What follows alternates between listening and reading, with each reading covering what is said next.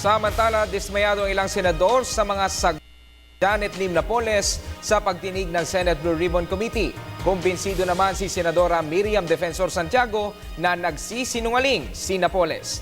Nag-uulat si Haji Camino para sa detalye. Haji? Magandang gabi sa iyo, Ralph. Tama ka nga dyan. Dismayado nga ang ilang senador sa mga naging pahayag ng itinuturong utak ng pork barrel scam na si Janet Lim Napoles sa kanyang kauna-unahang pagharap sa Senate Blue Ribbon Committee hearing ngayong araw.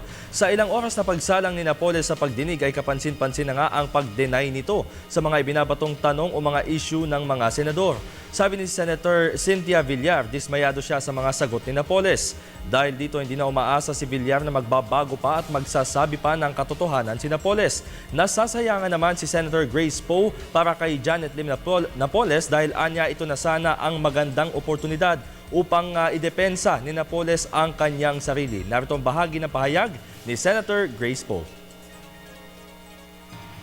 Pag merong pagkakataon, gagamitin niya yung pagkakataon na yun para bigyan siya ng, para ipawalang sala ang kanyang sarili. Kabaliktaran yun sa isang taong may sala. Mas lalong ayaw mo magsalita.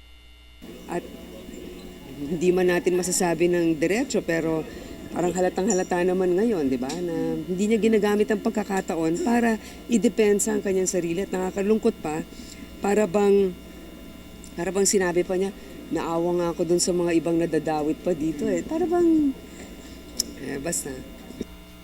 Ralph, kumbinsido naman si Senator Miriam Defensor Santiago na may itinatago ngang lihim si Janet Lim Napoles. Sa katunayan, nakakaramdam umano ng takot at pagkalito o confusion si Napoles habang nakasalang ito sa pagdinig dahil may mga lawmakers umano ito na mga kaibigan na maaaring masira naman ang kanilang pangalan. Naniniwala si Santiago na hindi talaga magsasabi ng katotohanan ngayong araw ang itinuturong pork barrel queen. Pero nanindigan siyang dapat ay magsalita na ito dahil sa banta sa kanyang buhay. Narito naman ang bahagi na pahayag ni Senator Miriam Defensor Santiago. Pag-isipan niya yan dahil pinapaintindi ko sana siya na kaya lang nanganib ang buhay niya dahil meron siyang mga lihim na tinatago. Will no longer be reversible. It is as if present her testimony taken during the perpetuation testimony proceedings.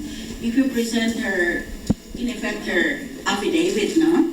It's as if she's talking in court. That is the weight, the probative weight of that deposition. So, she would no longer fear anybody. No matter what they do to her, her testimony will be the same exactly as if she were available in court. Hindi niya fully understood yan because it's very hard, even for lawyers, hard sometimes to conceive it. But she will certainly ask about it. Ralph, sa buong araw na pagbabantay natin sa loob at labas ng Senado, napansin nga natin ang mas mahigpit na seguridad na ipinatupad ng mga otoridad. Maliban pa nga yan sa daan-daang miyembro ng pulisya na nakapalibot dito sa loob at labas ng Senado. Yan ang ating pag-uulat para sa Telebisyon ng Bayan, Haji Camino. Maraming salamat, Haji Camino.